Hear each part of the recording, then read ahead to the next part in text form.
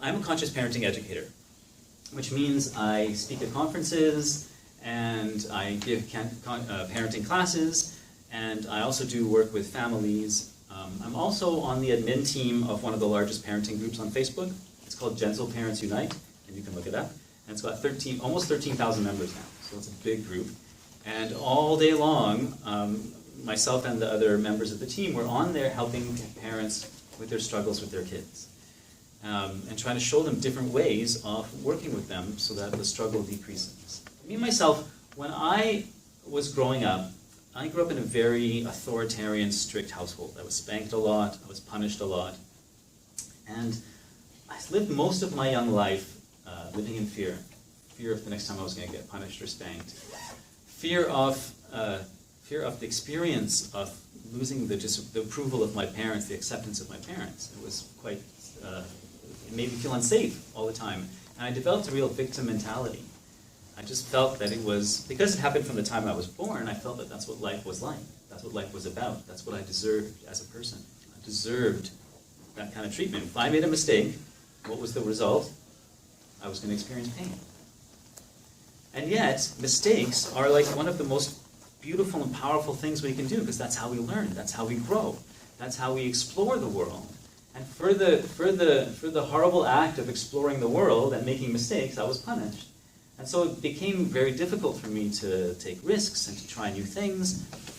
Or I would go the opposite direction at times and like take huge and ridiculous risks to like overcompensate. But I never really was able to find my own true authentic balance, my own true center. And then going through school, I ended up, because of this victim mentality, for many years, all through middle school, I became the victim of really intense bullying. I would come home every day with a black eye or a bloody nose. One time a guy punched me in the stomach so hard I bled out of my mouth. When I would go to school, they would steal my homework and rip it up. They would steal my in those days we had these like leather Adidas gym bags. Everybody had Adidas gym bags. And we didn't have backpacks. And they would steal my bag, or they'd rip the handles off my bag. I used to get to school an hour early to avoid the kids on the playground and leave the school an hour late. So my school day was like 2 hours longer than anyone else's. And if the teacher left the room, I would have to leave with them, because if I didn't, all the kids would gather around me and they'd take their like big textbooks, geography or math textbooks, and they would surround me and they just hit me with the textbooks. And I would be surrounded by all these kids. So my life was like that for a few years. And then, when I got into my late teen years, and I developed a bit more kind of self-confidence, I went the other direction, and I became a very aggressive young person. I got into fights all the time, and I became kind of a bully myself, not at school, because I remembered what that was like, but I didn't realize that that same feeling leaked out into all the other areas of my life. And I also did a lot of I'll just say I did a lot of self-destructive behaviors. We'll make a movie one day, and it'll probably be R-rated. So I went through all that, and then when I got, at some point I got married, and I was we were getting ready to have a kid, and in the year or two before I was getting ready to have a kid, I started to think really deeply about what kind of father I wanted to be, what kind of parent I wanted to be. Because I didn't want to put my kid through the same cycle again. Because I know both of my parents went through that, and they just repeated the cycle. Granted, my mother tried really hard not to. She's going to see this video, so I'm saying this for her. She tried really hard not to. But all the pressures of society and culture and family and everything, and her own very difficult upbringing, it made it so that it was really hard for her to resist all of that. So she did a really good job, but even still, she spanked me sometimes and she punished me. Mostly it was my dad who did those things. But the fact is, I wanted to break that cycle. Break it and smash it into pieces. Not just a little change, but smash it. And so I started to think really deeply about it. Now, part of this came from a few different experiences I had as a child. I remember one day being 3 years old, and I can still remember exactly. I was on the landing going down to the basement, and I did something, and my dad had me over his knee, and he was smacking me, which was common. And I remember I had this moment where I suddenly left my body sort of, and I had this experience of consciousness beyond what I thought of myself as 3, and I thought to myself, one day I'm going to be a father, and I'm not going to be like this. And I just knew that. And so from the time I was 3, I knew I wanted to be a dad, and I wanted to do things differently. I didn't want my kid to ever feel this kind of disconnection, this kind of fear, this kind of lack of worth. And so I remembered that all throughout my life. I also remember being 13. And here I am, a 13-year-old, looking at all these adults around me and thinking, none of you people have any idea what's going on. And you don't understand me at all. Everything is you'll understand when you're older. That's what I heard all the time when I was 13. But I knew that I had real wisdom, even as a 13-year-old. I knew that what I saw and what I understood was real, and the feelings that I had were real. And I thought to myself, please help me. I do not want to treat 13-year-olds like this when I'm 40 or when I'm 30. So I remember I had this moment where I remember crunching up my fists and going, I have to remember what it feels like to be 13. And I went, I'm 13. And I just impressed that moment into my mind. And I never forgot that moment. And even now, when I approach a 13-year-old or any kid, they can feel that I remember that clearly.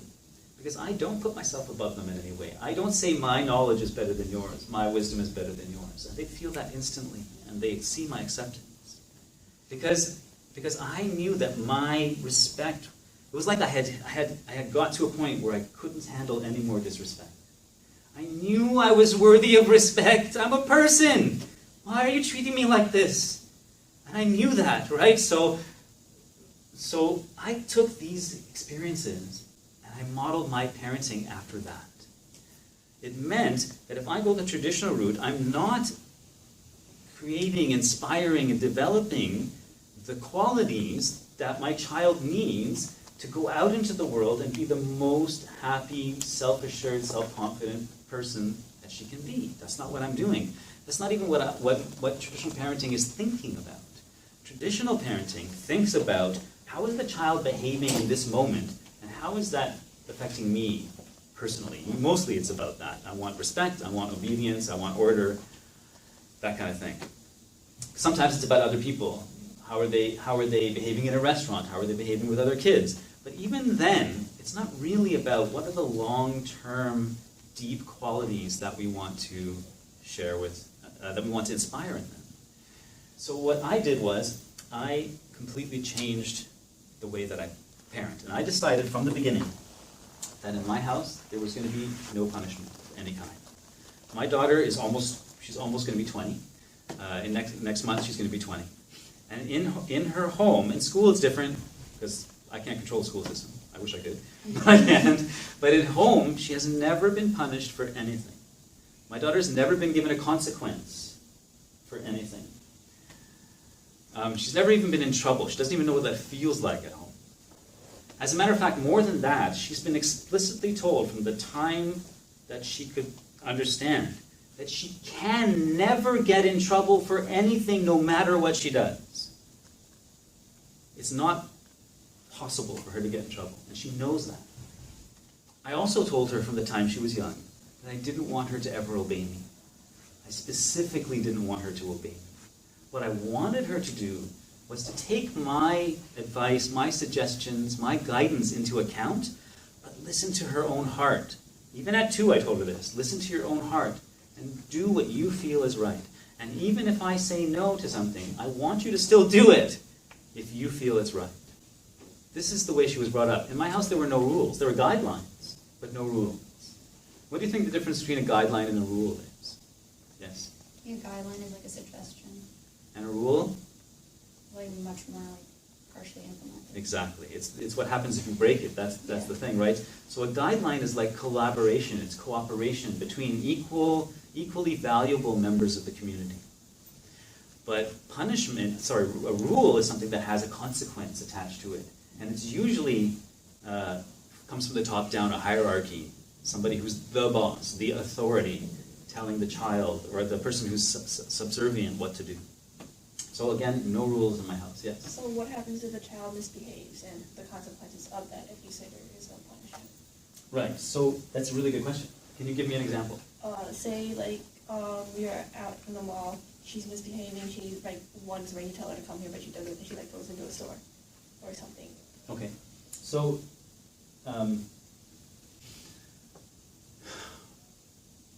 it's a really good question. So if she misbehaving is what I call a traditional concept, right? Misbehaving implies that there is a certain standard of expected behavior that's acceptable, and there's a certain standard of expected behavior that's unacceptable. And if she's doing the unacceptable behavior, I have to force her back into the acceptable behavior. And I don't think that way. Now, this is not counting safety, because with safety, if she's going to run out into the street, get hit by a car, that's different. If she's going to eat poison, that's different. If she's going to touch the hot stove, that's different. But those instances are very, very, very small. In general, if I tell her to stay here and she goes there, why is staying here more right and valuable than going there? That's my question. That was always my question to myself. My question was, why is my value in this moment more important or more valid than hers? So if I wanted to go this way, and I said we're going this way, and she wanted to go that way, I would follow her. The consequence was I followed her, right? The consequence in almost every situation was I followed her. It's called child-led behavior. So I let her lead. Why is that? Because I wanted her to learn that her own intuition and her own sense of direction and what she wanted, she could rely on that. And I'm the person, I'm her father, right? So I'm the person that she gets her cues about what's acceptable and what's not, how the world works, what kind of worth that does she have. I'm the person that is reflecting that to her. So my job wasn't my focus wasn't about how she behaves. My focus is about how she feels, and that's completely different. I don't believe there's a right and a wrong, because there's such limited categories. I believe that we are all on a process of learning and developing, and if we can be in that process together, then we're learning partners. My daughter, when she was born, I'm telling you, I knew that she had so much more to teach me than I had to teach her. She had so much more wisdom to give me than I had to give her. Yes, I taught her how to use a fork. I taught her how to walk. I didn't really teach her how to walk. I helped her. Even that I didn't teach, right? I kind of guided her in the process. But I was there for her. I kept her safe. I taught her language. But she taught me how to be curious. She taught me how to play. She taught me how to be excited about learning, which I had lost. She taught me all of these incredible things, how to be alive, how to love unconditionally. One of my one-liners is, I learned how to love by emulating my child's love. Because children are so loving. Look at the baby. When you see babies, you're like, oh, so beautiful. We all get that way, right? Because there's so much pure joy and love and innocence in a child. And then we place all these restrictions on that beauty and that love and that innocence and that power that they have. And they lose it, and we lose it. So instead of trying to do that, I went the opposite way. I was like, instead of trying to, and now I want to say that parents are not doing that on purpose. They don't get up in the morning and think, how can I extinguish my child's light today? No, they think they're doing the best that they can, loving their children and guiding them. But it doesn't work out that way. And so, but I would get up thinking, how can I preserve my child's light today? And how can I be so open that I allow her to reawaken mine? This is what parenting was for me. Can you imagine if that's the relationship you had with your parents? I didn't. But can you imagine if that's the relationship you had with your parents, where they saw you as a teacher and a guide? They saw you as wise and equal to them. And that you were always together, always respected. This is the path that I chose. Now, I'm way better at it now than when my daughter was born, because over 20 years I myself have learned.